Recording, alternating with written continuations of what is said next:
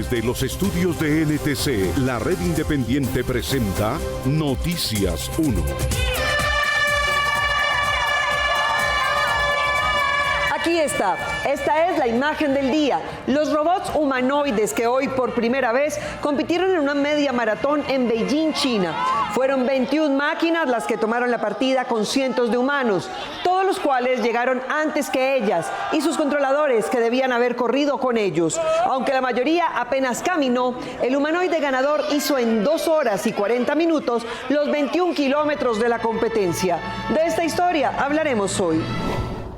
Esta noche en Noticias 1, Eleuberto Martorelli, confeso pagador de los sobornos de Odebrecht a congresistas colombianos, demandó a la nación para que le devuelvan la multa que pagó con intereses y que le pidan perdón públicamente.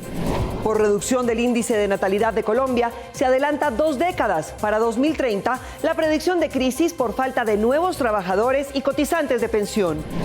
Proyecto de ley para dar asistencia a los huérfanos por feminicidio en el país. En este año, 126 colombianas han sido asesinadas por sus parejas. Maniobras distractivas de la estructura de Mordisco para desviar a la tropa que lo persigue herido entre Caquetá y Caguán. ¿Y en qué tal esto? Solo perros callejeros y una marca de carros aprovechan la hacienda que el gobierno le quitó a Rodríguez Gacha, socio de Pablo Escobar en la fundación del cartel de Medellín.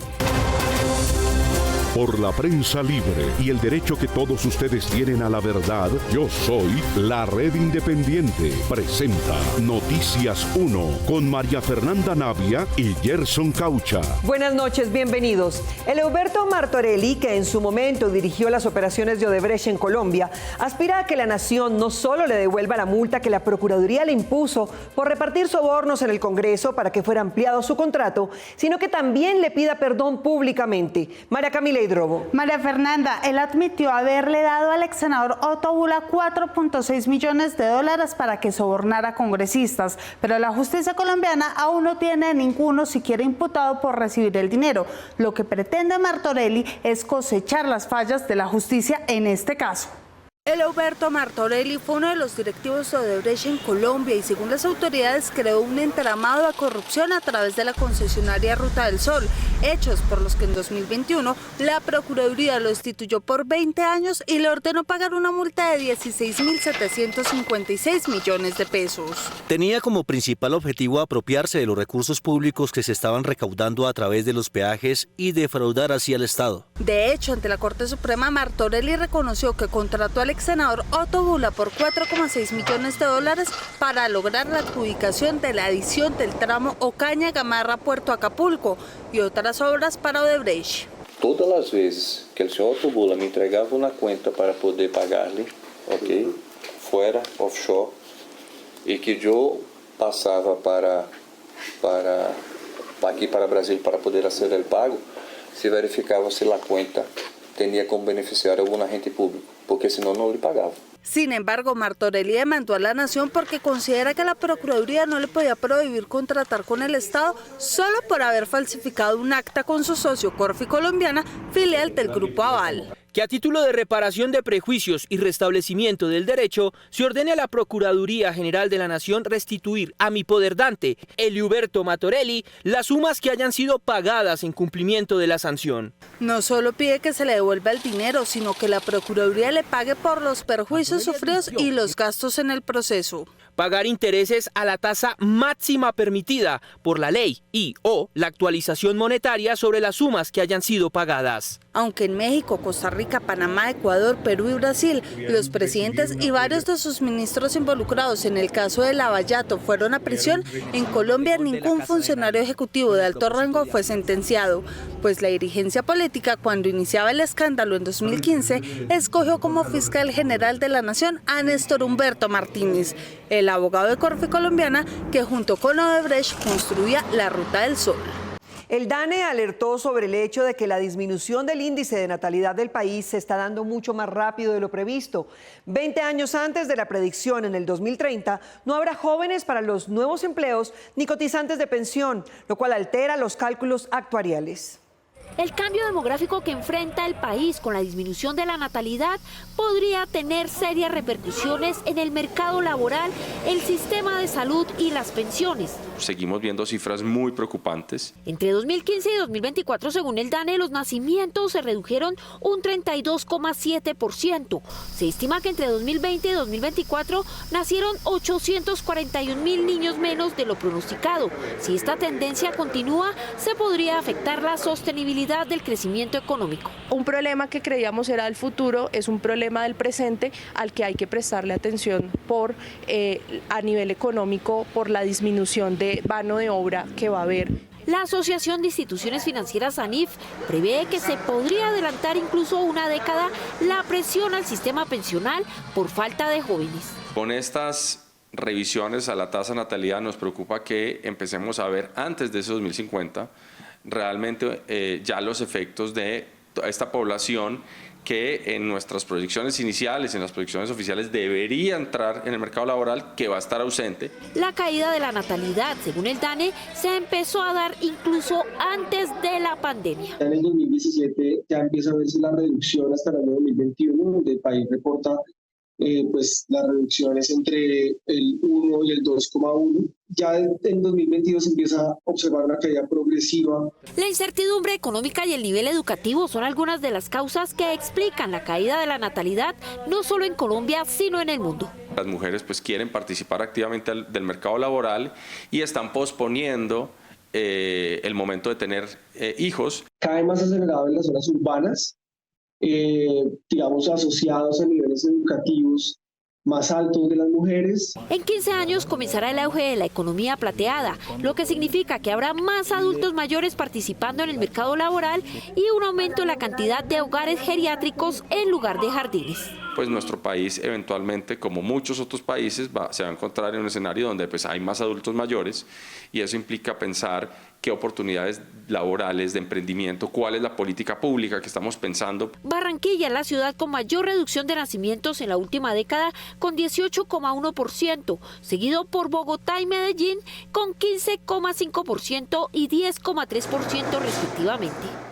Una niña de Barranquilla llamó esta mañana a su hermana para decirle que su papá había matado a su mamá.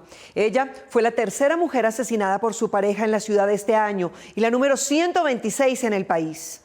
La madrugada de este sábado 19 de abril, María Camila Aguilar le reportó a su hermana mayor el asesinato de su madre, Clara Milena Álvarez Díaz, una mujer de 44 años que vivía al suroccidente de la ciudad de Barranquilla. En la ciudad de Barranquilla, específicamente en el barrio Sinaí, del suroccidente de la capital del Atlántico. Una mujer de 44 años pierde la vida a causa de múltiples heridas por objeto contundente y arma cortopunzante. Según el primer reporte de la Policía Metropolitana de Barranquilla, Clara Milena murió por golpes con un martillo y un cuchillo. El primer sospechoso es su pareja, que huyó del lugar en un vehículo blanco. La hija mayor de ella me llamó y me dijo que su papá hizo lo que hizo con su mamá. El presunto feminicida de Clara responde al nombre de Edgar Yair Aguilar Soto, quien fue golpeado con un florero por una de sus hijas luego de ver manchas de sangre en su sala mientras su padre huía. Presuntamente fue su compañero sentimental quien ocasionó este hecho. Hemos dispuesto de unas capacidades institucionales de recolección de información para conocer los escenarios de tiempo, modo y lugar que dieron cabida a este hecho tan lamentable. María Camila, quien vivía con la pareja, asegura que luego de lanzar un florero contra su padre, llamó a su hermana María Paula para decirle que él había matado a su mamá y que luego encontró el cuerpo de ella en la cama con mucha sangre en la cabeza. Queremos hacer un llamado respetuoso a la comunidad, específicamente a las mujeres, para que a través de la línea 155 denuncien cualquier escenario de agresión en contra de ellas. Este feminicidio se suma a los otros 126 reportados por el Observatorio de Feminicidios en Colombia. La muerte de Clara Milena es la tercera reportada en el departamento de Atlántico en lo que va de 2025. El caso que acabamos de contarles deja a 2 jóvenes huérfanas de madre y con un padre prófugo. Por ello, en el Congreso se está impulsando una iniciativa de apoyo psicológico y económico a los huérfanos de los feminicidios, pues su desamparo es una consecuencia frecuente. porque esto es voluntad política. Desde el Congreso están clamando por la sanción de la Ley Huérfanos de Colombia, aprobada a comienzos de este mes, pero que desde Presidencia aún no se firma para su entrada en vigor. Estamos pidiendo al Gobierno Nacional que sea de implementación inmediata. ¿Por qué? Porque estos hijos víctimas de madres asesinadas quedan a la deriva y muchos de ellos son menores de 14 años, muchos de ellos son menores de edad. Las cifras de víctimas de feminicidio van en crecimiento y con ello los huérfanos que quedan de esas tragedias familiares. Solo en lo que va en el 2025 ya van alrededor de 79 menores huérfanos. En el 2024 fueron cerca de 590 según la cifra del Observatorio de Feminicidios. Alarmante que el 90% de estos casos ocurridos son de sus padres, o sea, su padre asesina a su madre y queda el niño completamente desprotegido porque en algunos de los casos el padre termina quitándose la vida. La ley contempla dos frentes de atención, psicosocial y apoyo económico. Tendrán atención psicosocial para enfrentar el duelo y acceso preferentes a educación, cultura, deporte y formación para empleo. Y esta inversión es en un bono, en un subsidio que se le va a otorgar paulatinamente y progresivamente a ese hijo, mientras, si es adolescente, pues mientras se gradúa, mientras consigue una estabilidad económica y un trabajo. La ley también pretende descongestionar al Instituto Colombiano de Bienestar Familiar. El ICBF está asumiendo todas las funciones que deberían asumirse desde otras ramas. ¿Para qué se crea el Ministerio de la Igualdad si no puede ser a través del Ministerio de la Igualdad que demos esos subsidios y ese acompañamiento económico familiar? El próximo 30 de abril será la plenaria para la creación de la Comisión Legal por la Niñez en el Congreso, momento en el que se espera que ya haya sido sancionada la ley por los huérfanos del feminicidio en Colombia. De la misma manera en que militares asesinaron a civiles para disfrazarlos de guerrilleros, 2 aduaneros de Barranquilla compraban mercancía legal para declararla incautada, ganar méritos con sus jefes y seguir dejando pasar el contrabando real a cambio de propinas de los contrabandistas. Un mayor y un intendente organizaron su propia empresa criminal dentro de la Policía Fiscal y Aduanera Polfa de Barranquilla entre 2019 y 2022. Para mantener el negocio activo en sus manos y sin afectar a su clientela, compraban mercancía legal que luego incautaban y reportaban como de contrabando. Compraba 2 o 3 millones de dulces y ellos pasaban eso como un paso positivo porque cada dulcecito es como, incautamos 10.000 dulces.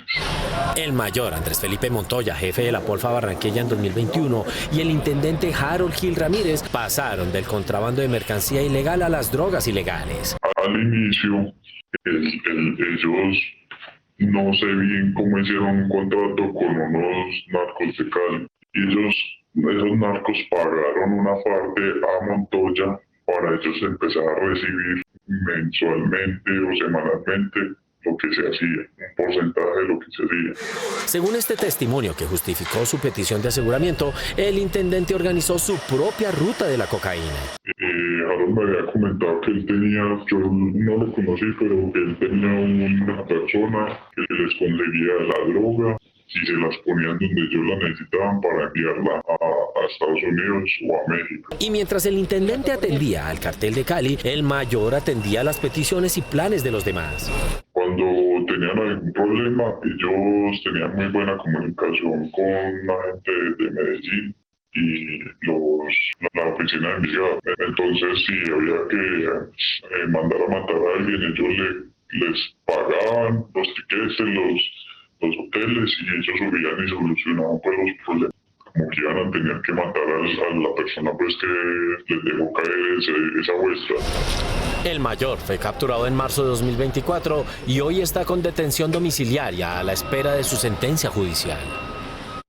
Mientras la UNGRD atiende a población de emergencia por inundaciones en Sucre y el sur de Bolívar, comenzó a ensanchar con 30 máquinas amarillas el cauce del río Cauca, aguas arriba, para reducir el impacto de las crecientes que se esperan cuando la temporada de lluvias llegue con todo su poder. La región de La Mojana, en la cuenca baja del río Cauca, vuelve a estar en el centro de una emergencia ambiental. Las lluvias recientes han provocado un incremento sostenido en los niveles del río, generando inundaciones que ya afectan a más de 2.500 familias, según el último balance oficial de la Unidad Nacional para la Gestión del Riesgo de Desastres. A pesar de que Hidroituango ayudó a atenuar los picos decrecientes de agua, Las lluvias siguen generando emergencias. Particularmente la semana anterior se dio unas lluvias fuertes en la parte media del río Cauca que generó un incremento en el caudal a la altura de Bolombolo y allí se reportaron algunas afectaciones por desbordamientos en el río Cauca. La UNGRD anunció que ya se encuentra en ejecución una obra de emergencia en el canal La Esperanza en el municipio de San Jacinto del Cauca, Bolívar, con el objetivo de ensanchar el canal y redirigir el flujo del río hacia su cauce natural y bajar la presión sobre el dique Caregato. Esta intervención, valorada en 17.000 millones, contempla 25.000 horas de excavación con más de 30 máquinas amarillas en terreno. Además, la entidad confirmó que contratará una obra permanente y planificada para regular el paso de agua en Caregato y disminuir el riesgo de futuras inundaciones del periodo de la Niña. Esperamos que aún no se generen nuevos incrementos de caudales. Esto nos va a dar un lapso de tiempo en la entrada en pleno del primer periodo de lluvias del año que generará algunos incrementos de caudal. Actualmente la cuenca baja del río Cauca permanece en alerta roja, con especial atención a las comunidades de Nuevo Mundo, Santillana y Caregato. Además, la UNGRD reiteró que la central Hidroituango opera bajo condiciones normales, pero mantiene el monitoreo de sus planes de gestión de riesgo. La mayor parte del territorio que se disputan las estructuras criminales de dos exguerrillas en el Catatumbo, en el territorio ancestral de los Barí, ellos que son un pueblo nómada, se han visto forzados a confinarse en sus centros poblados, arriesgando no solo sus costumbres, sino también su subsistencia. 4 comunidades del pueblo Barí asentadas en la región del Catatumbo han estado confinadas por los enfrentamientos entre posguerrilleros del ELN y de las FARC. Que nos preocupa sobre el ELN, que está desarrollando acciones en las vías, minando selvas, minando camino, y nosotros como comunidad y como pueblo barí, que nos toca del día a día, de la caza y la pesca, es preocupante porque a esto se nos reduce un poco el alimento diario. Los Barí son un pueblo ancestral de lengua arawak que habita en el Catatumbo, que abarca parte del departamento de Norte de Santander y se extiende hasta Venezuela. En el país habitan 26 comunidades que se encuentran en riesgo. El confinamiento no me refiero necesariamente al fenómeno, es lo que significa para segmentos específicos de la población, y me refiero ahí al pueblo barí. 23 de sus 26 resguardos afectados por la orden de inmovilizarse, por estar totalmente aislados durante varios días, durante semanas. Al menos 800 personas entre niños, jóvenes y mayores están atrapadas debido a la situación de orden público. He tenido restricciones muy fuertemente por parte del ELN, provisiones de que me dicen por aquí no puede pasar. Nosotros como pueblos originarios que somos de este territorio, nosotros vamos a pasar donde nos toque pasar. Alexander Dorá, coordinador de derechos humanos del pueblo barí, le exigió al gobierno protección a sus comunidades. Nos dicen que es el gobierno del cambio y no hemos visto ningún cambio en el territorio. Entonces nosotros también tenemos que decirle al gobierno nacional que es responsable de las acciones que se están llevando en territorio. El pueblo barí espera que se les dé celeridad a las mesas de diálogo y que se restablezca el camino con el ELN para evitar que el Catatumbo siga siendo objetivo militar. Las estructuras de alias Mordisco, que trabajan para traficantes de oro brasileño, y los narcos del cartel de Sinaloa han instruido a la población que pretenden someter en la Amazonía para que obstaculicen el trabajo de las tropas y policías que los persiguen al herido en la selva. Por la presión de la policía, el ejército y el SECOES de las fuerzas militares sobre el criminal más buscado del país, Néstor Gregorio Vera alias Iván Mordisco, los grupos que le sirven en diferentes departamentos siguen buscando la manera de bajar la ofensiva de los organismos de seguridad en su contra. Oficiales de inteligencia han recibido información de que alias Mordisco está herido, que lo estaría acompañando el jefe del bloque Amazonas, Evimelec Eregua alias Alonso 45, que los escoltarían por relevos miembros del grupo Carolina Ramírez y del Frente Amazónico, que la subestructura Teófilo Forero haría parte de la retaguardia del grupo en fuga y que el desplazamiento de Mordisco ha sido lento, además porque miembros de su seguridad personal también estarían heridos. Para tratar de desviar la atención de los policías y militares que están al frente de las estrategias operacionales contra Mordisco, grupos terroristas en el departamento del Cauca siguen planeando ataques contra la población civil. Hoy, en la vereda Pueblo Nuevo de Toribío, Cauca, campesinos alertaron a las tropas de la Tercera División del Ejército que la estructura autodenominada Dagoberto Ramos había ubicado una motocicleta con 50 kilos de explosivos en la única vía de acceso a su pueblo. Se procede a hacer el procedimiento, se ala la motocicleta, la cual explota, nos damos cuenta que es por movimiento. Analistas de los organismos de seguridad consultados por Noticias 1 señalan que como parte de las tareas de los subalternos de Mordisco para protegerlo en su fuga por las selvas del Amazonas, publicaron el jueves pasado este panfleto que contiene detalles que coinciden con la situación que atraviesa ese jefe disidente. En la misiva se manifiesta preocupación por presencia militar en el Amazonas y se advierte que la población civil debe evitar cualquier tipo de contacto con la policía y el ejército. La situación del hombre más buscado del país es incierta. Esta tarde, el ministro de Defensa Pedro Sánchez informó que hasta el momento se desconoce si está vivo o no. Algunos países europeos y orientales han tomado medidas sobre la edad a la que un niño debe tener en las manos su pantalla propia. En Colombia, el debate está arrancando en los 14 años. Decidir en qué momento su hijo debe tener su primer teléfono celular puede ser una decisión de los padres que tiene que ver con los derechos digitales de sus hijos.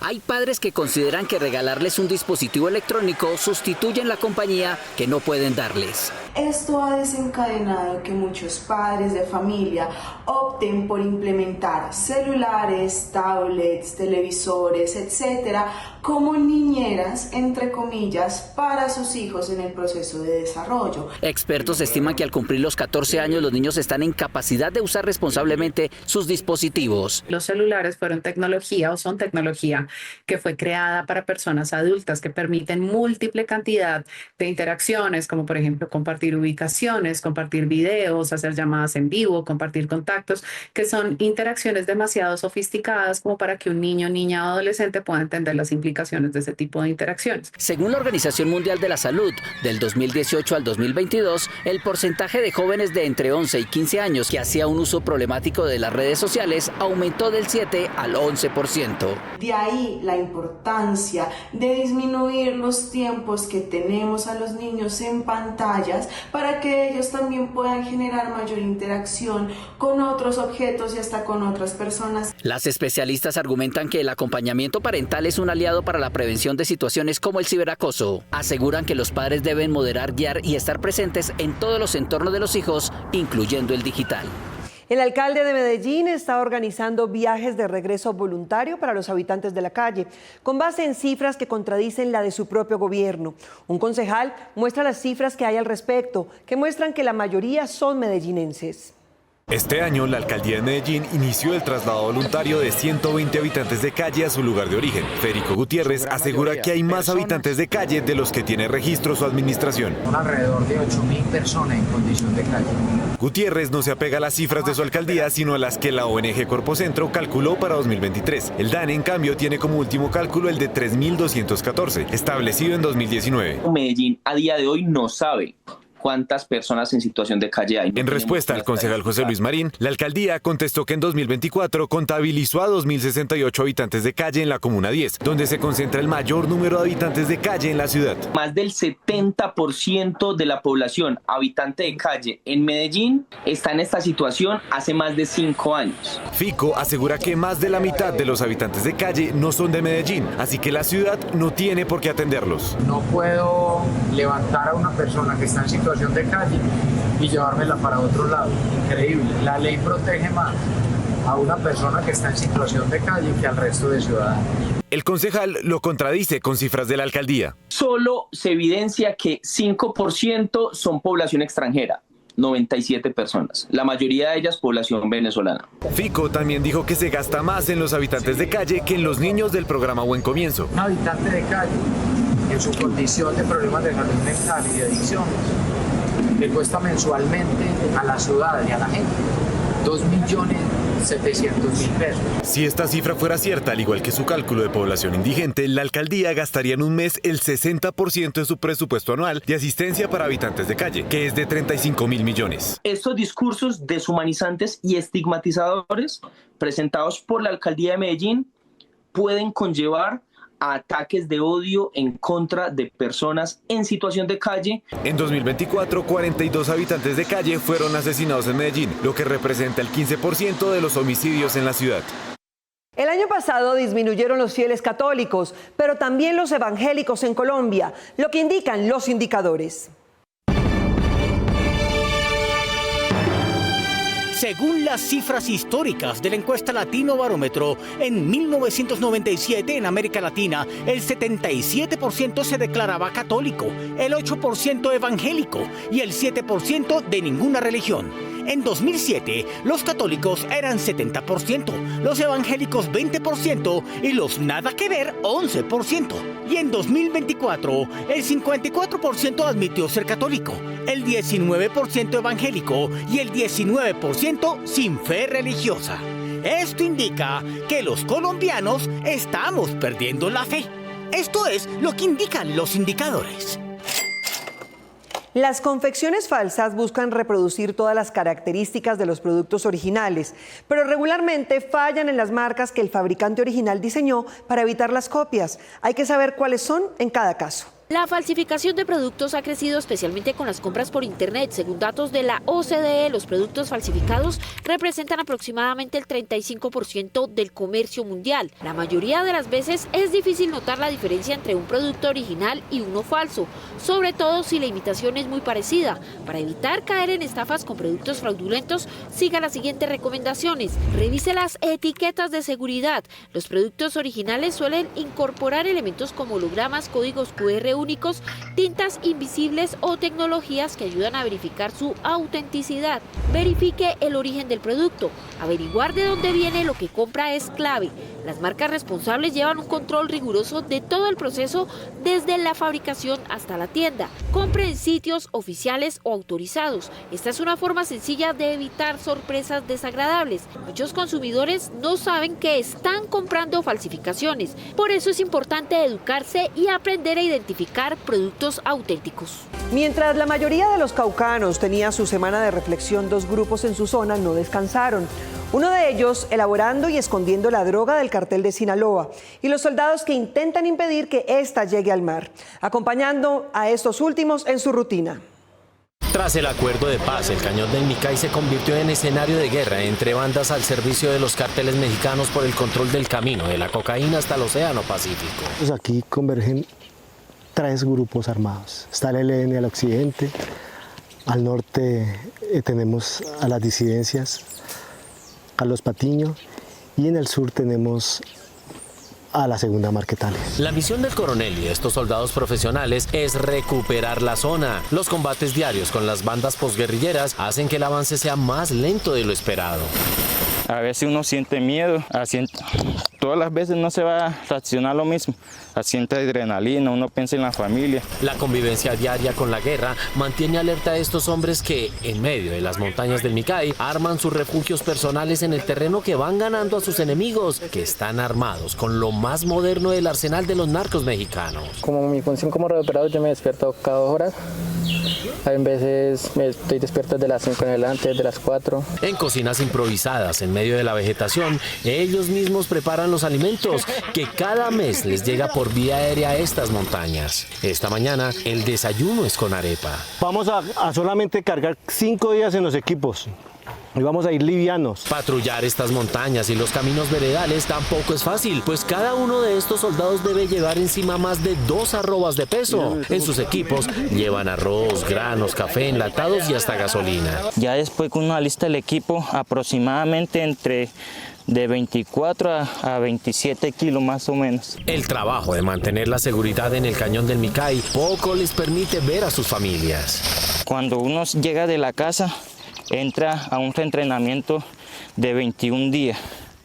De ahí sale al área y demora 5 o 6 meses, depende de la situación. La disciplina, la organización y el equipo le suben lo que ellos llaman la moral, el estímulo para soportar la ausencia de sus familias y el miedo a la muerte que puede llegar en cualquier momento por tierra, agua o aire.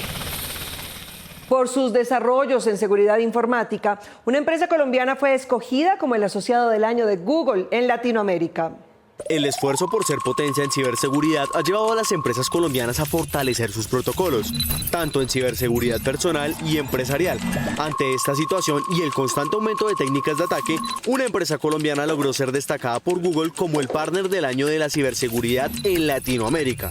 Nosotros el año pasado cerramos el negocio más grande de ciberseguridad en Latinoamérica y el tercer negocio más grande en el mundo.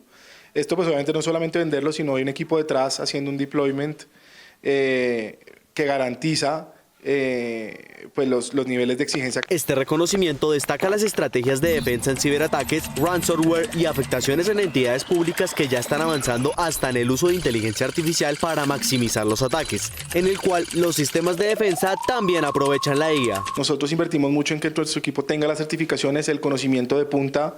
La ciberseguridad todo el tiempo está cambiando, entonces toca que el equipo esté totalmente actualizado en las tendencias, los ataques, qué es lo que está sucediendo. Aunque Colombia sigue siendo uno de los países con mayores ataques cibernéticos, las nuevas estrategias siguen fortaleciendo al país en protección cibernética. Por cada kilómetro andado, un carro produce 250 gramos de dióxido de carbono, mientras que la bicicleta produce solo endorfinas y beneficios para su usuario y el medio ambiente. La huella de carbono es una medida para calcular la cantidad de dióxido de carbono que se libera en la atmósfera.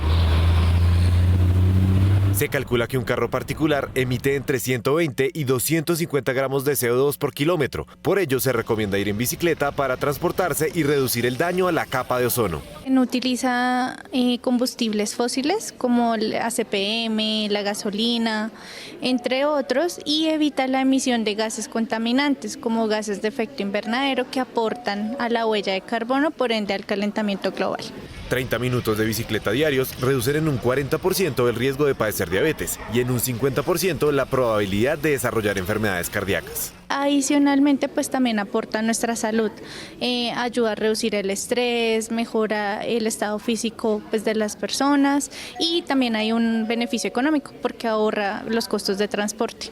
Según la empresa de investigación y consultoría de mercados Ipsos, el 64% de la población está a favor de priorizar las bicicletas sobre los automóviles. En Colombia, el 17% de los adultos usa este medio de transporte para ir al trabajo o a su lugar de estudio.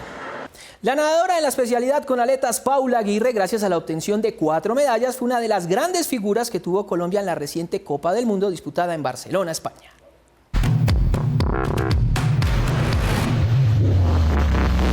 Paula Aguirre es sinónimo de oro.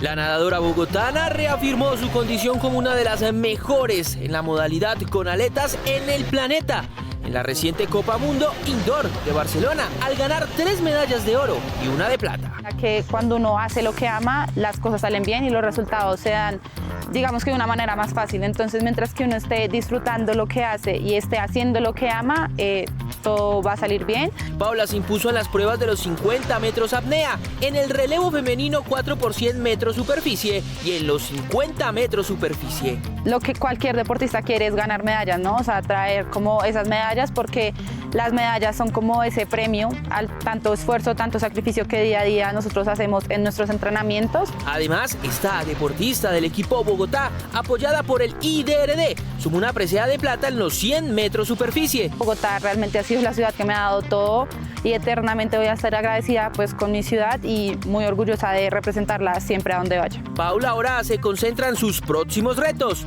como lo son los World Games, que se disputarán en agosto en China.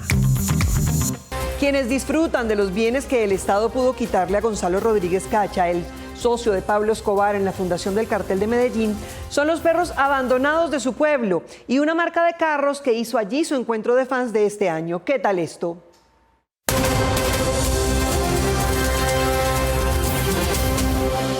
La hacienda de Cuernavaca en Pacho, Cundinamarca, fue el refugio de los caballos más caros del país por cuenta del control que en la zona ejercía su dueño, Gonzalo Rodríguez Cacha, socio de Pablo Escobar en la fundación del Cartel de Medellín. Bajo la figura de comodato, la Central de Inversiones, que es la administradora de bienes del Estado, lo entregó a la alcaldía bajo esa figura. En el marco de ese contrato de comodato se encontraba que el bien inmueble había sido entregado con una única destinación, que era la explotación del inmueble para uso agropecuario. Según el contrato de comodato, la Hacienda Cuernavaca está destinada a proyectos de uso común de Pacho, Cundinamarca, producción agropecuaria tradicional y protección del medio ambiente. La alcaldía, no obstante, organizó una feria automovilística y para su montaje se talaron árboles de la pista. Una tala de unas especies que son nativas y propias de la hacienda.